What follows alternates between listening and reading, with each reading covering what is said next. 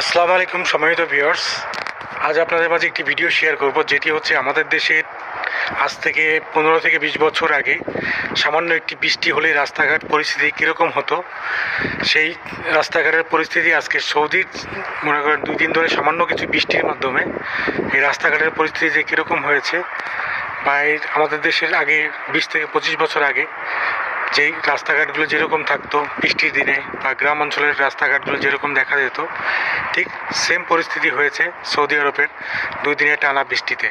চলুন আপনাদেরকে একটু দেখাই বা আপনাদেরকে একটু দেখানোর চেষ্টা করি।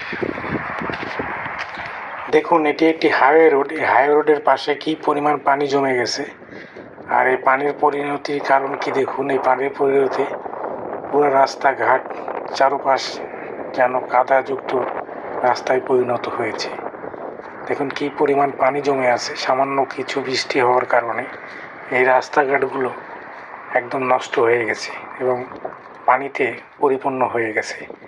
এই হাইওয়ে রোডের পাশ ঘেঁষেই চলে গেছে একটি মহল্লার ভিতরে ছোট্ট একটি রাস্তা। এই মহল্লাতে অনেক বাড়িঘর আছে, বা বিশেষ করে এগুলো হলো বাংলো বাড়ি। এই বাংলো বাড়িতে সাধারণত সৌদিয়ানরা উইকেন্ডে মানে ছুটির দিনে এখানে সময় কাটায় বা এখানে এসে থাকে। এই রাস্তাটার পরিস্থিতি দেখুন কি অবস্থা, চারপাশের পরিবেশটা দেখুন 2 দিনের বৃষ্টিতে কি হয়ে গেছে। আর এই দেশের রাস্তাঘাটগুলো এত পরিমাণ যে বৃষ্টি হলে কাদা হয় বা কাদাযুক্ত হয়, সাধারণ মানুষের চলাচলের অযোগ্য হয়ে পড়ে এই রাস্তাগুলো। ওই সামনেই দেখা যাচ্ছে দেখুন অনেক বাড়িঘর। এখানে অনেক সৌদিয়ানরা ছুটির দিনে আসেন এবং তারা সময় কাটায়। এই বৃষ্টির কারণে এদের বেহাল অবস্থা, কারণ এদের জীবনযাপন অনেক কষ্টকর হয়ে পড়েছে। এই শুধুমাত্র যে আমাদের দেশে এ ধরনের রাস্তাঘাট ছিল বা আছে তা নয়। দেখুন এখনও পর্যন্ত সৌদি আরব একটি উন্নত দেশ। এখনও পর্যন্ত সৌদি আরবেও অনেক জায়গা আছে যেগুলোতে এ ধরনের রাস্তাঘাট আছে, যেসব জায়গাগুলোতে এ ধরনের রাস্তাঘাট দেখা যায়। দেখুন এর চারপাশে কী পরিমাণ কাদা জমেছে। এখান থেকে গাড়ি চলাচল করার খুবই কষ্ট হচ্ছে, আর খুবই দুর্ভোগে পড়ছে এই গাড়িগুলো।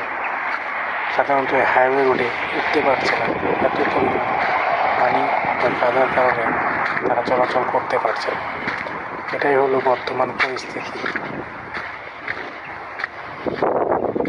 এখান দিয়ে গাড়ি উপরে উঠে, সেই গাড়ি উপরে ওঠার রাস্তাটাও কী একটা অবস্থা, কী পরিমাণ যে পলি মাটি জমেছে এখানে, কী পরিমাণ যে কাদা হয়েছে, তা আপনারা সচক্ষে দেখুন।